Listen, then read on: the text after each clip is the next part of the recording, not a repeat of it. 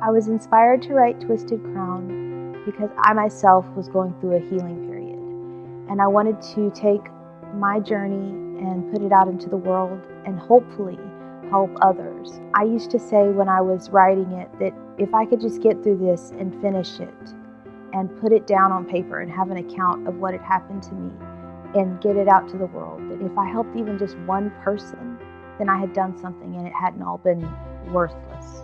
Like I've had this feeling, this need that I had survived and been to hell and back, and that there was a purpose for me now, and that was it.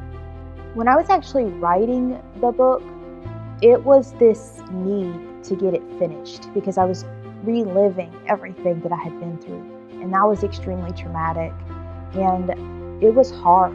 It was really hard. It was one of the hardest things that I've ever done in my life as far as like retelling what I had been through and having to face that. So for me, I just wanted to get to the end of it, and I thought I'll finish it and I'll never have to talk about it again. But then I realized that I needed to talk about it, that I had been silent for so long that I was actually deaf. Like my silence was deafening. I would go deaf for moments at a time, and it was because of the trauma I had been through, the complex PTSD. And I didn't even realize that that's what it was.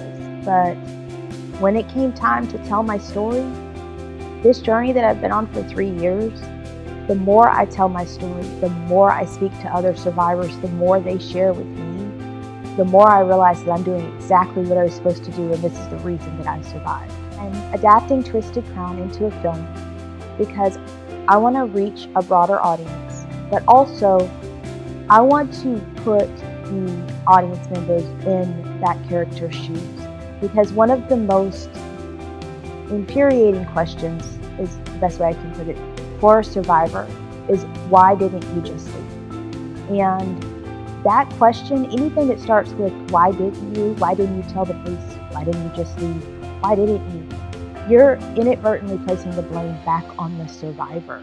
And so I want to create something that is so moving and visually beautiful that when that audience member gets up and leaves, they have such a level of understanding that they don't ever want to ask again, why didn't you? Because they know.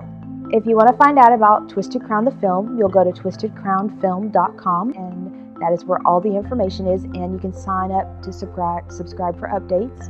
If you would like to find out about me personally, I have a personal website that's eldubois.com. All of my social medias are at elduboisauthor.